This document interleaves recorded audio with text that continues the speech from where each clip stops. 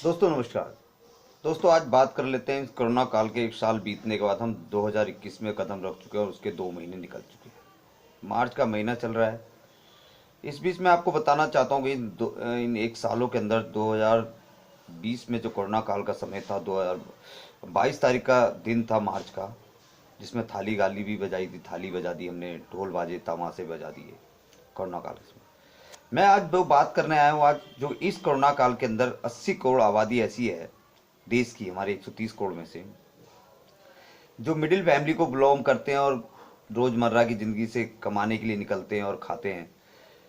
कमाई ना करें तो खाए कहाँ से। और इस कोरोना काल में कितनों की नौकरी गई, नौजवान नौकरी के बेघर हो गए, बहुत सारी चीजें हुई हैं, बहुत सारे रोड पे चलते हुए कुछ लोग मरे भी, बहुत सारी बातें हुई। इसी बीच देश के अंदर एक लिस्ट आई कि 170 से ज्यादा लोग अरबपति बन गए। अरबपति करोड़पति थे, अब अरबपति बन गए।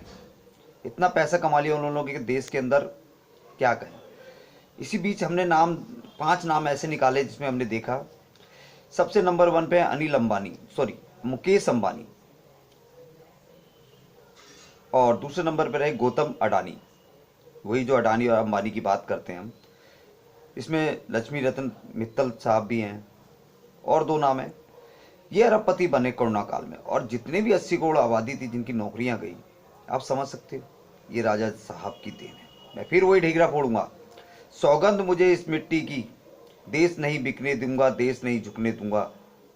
लेकिन आज के टाइम में प्राइवेटाइजेशन की बात, चौथे स्तंभ कहे जाने वाले इस मीडिया से पूछो, डिबेट करनी चाहिए इन्हों को डिबेट करनी चाहिए कि आज महंगाई इतनी हो रही है, डिबेट करनी चाहिए पेट्रोल के दाम बढ़ गए, डिबेट करनी चाहिए रसोई घर जिससे गैस से खाना बनता है उस पर डिबेट करनी चाहिए, डिबेट करनी चाहिए उज्ज्वला पे कि इन्होंने फ्री तो दे दिया लेकिन उनको सिलेंडर कौन भरवाएगा।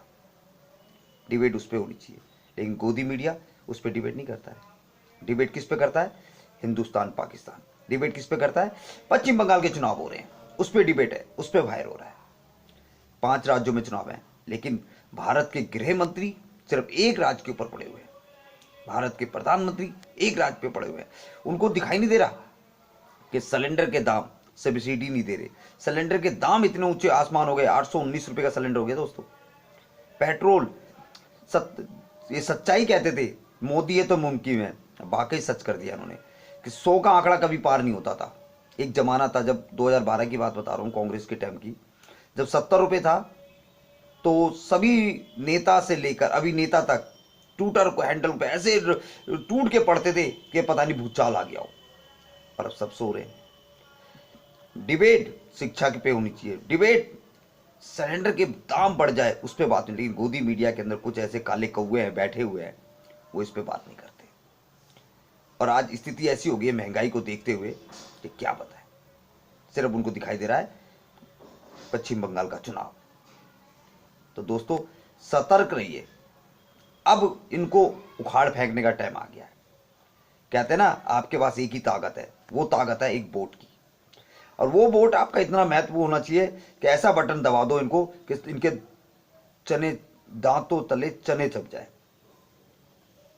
कहावत नहीं आती है लेकिन फिर भी बोल देता हूं। दोस्तों ध्यान रखो, अब मौका आ गया है, अभी 5 राज्यों में आया है, 2024 में पूरे देश में आएगा। महंगाई की मार आप पे पड़ रही है, गरीब आदमी और गरीब होता जा रहा है, और इनके कुछ चंद जो इनको आका हैं जिनके भरोसे देश बना रहे हैं, उस पर क्या हाल हो रहा है दोस्तों, समझ में नहीं आ रहा है। ये क्या करना चाहते हैं, समझोगे कब, नहीं समझ में आ रहा है। महंगाई की मार इतनी पड़ रही है कि आदमी की हालत खराब हो रही है, समझ जाइए।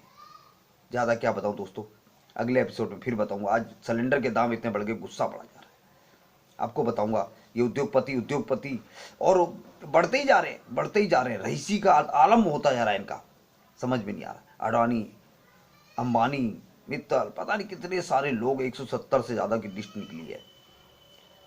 हारून एक कोई संस्था है वो निकालती है। क्या बताएं मैं आपको, बस समझदार बनिए। नमस्कार दोस्तों।